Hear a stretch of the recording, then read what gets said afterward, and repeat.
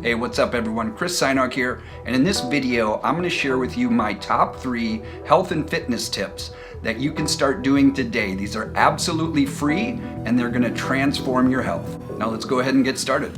And joining us from San Diego, Chief Petty Officer Chris Sajnog. Joining me now is retired Navy SEAL sniper Chris Sajnog. Welcome, Dr. Chris Sajnog.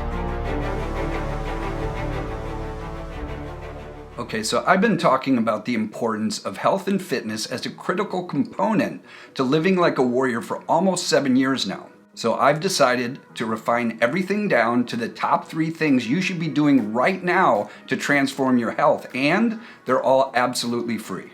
In no particular order, my top 3 health and fitness tips are nasal breathing, cold exposure, and intermittent fasting. All right, first up is nasal breathing. If you breathe through your mouth, you are building up acid inside of your mouth, inside of your gums, on your teeth. Everything gets acid built up, and this is how you end up with tooth decay and gum disease. And because mouth breathing significantly alters the bacterial population in your mouth, that can lead to bad breath. Nasal breathing also keeps air in your lungs longer and can provide up to 20% more oxygen in your bloodstream at any given time. Nasal breathing also warms the air before it gets to your lungs by up to 40 degrees, and this is really important if you're in cold weather. The majority of bacteria, germs, and viruses are also filtered out by your nose before the air gets to your lungs, so this means no mask is needed.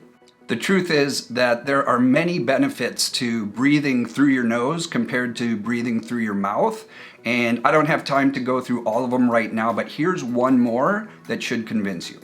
Your nose constantly releases nitric oxide, but it only gets into your bloodstream if you breathe through your nose. Now, if you don't know, nitric oxide is a vasodilator, and what that means is it helps deliver blood to important areas of your body.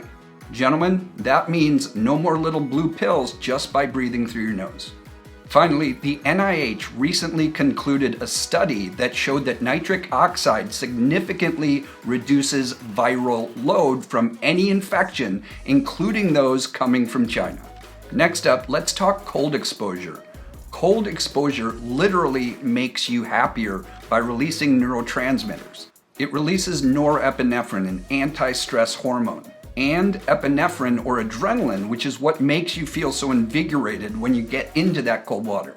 There's even several ongoing studies right now that are showing that cold water or cold showers can be an effective treatment against depression. I don't have time now to go into all the benefits that cold water immersion or even cold showers can do for you, but just a few are that cold water will boost your immune system. It combats inflammation and arthritis. It aids in fat burning, regulating your blood sugar, and also weight loss. One study found that adiponectin levels increased by as much as 70% after cold exposure. Adiponectin is a protein that's involved in the regulation of blood sugar, and low levels of adiponectin are often found in insulin resistance. In another study, subjects who were exposed to cold stress had an 80% increase in their metabolism compared to their warm levels. Studies also showed that exposure to cold water, cold showers, can increase your levels of brown adipose tissue. Now, this is your good, healthy fat, and what that does for you, it increases your metabolism or the amount of calories that you burn just sitting still. From all of this, researchers have concluded that exposure to cold water or cold showers can be an effective and economical treatment for the current obesity epidemic. Hey, before we get to our next tip, I want to thank the sponsor of this video, and that is Iconic Protein. My favorite is the Iconic Immunity Coffee Drink. This comes with 10 grams of protein. It's got MCT oil, it's got vitamin C, D3, it's got zinc, so it's going to boost your immune system and it tastes great. Iconic Protein only sources the very best ingredients for their drinks, including getting their coffee directly from Colombia. Now, I love coffee, so I sent my brother down to the coffee region of Colombia to make sure only the best coffee was being used. He flew into the Cali airport and then drove to the town of Salento, where he found coffee growing everywhere. Just like Juan Valdez, my brother inspected the coffee beans one at a time, ensuring only the best beans were being used.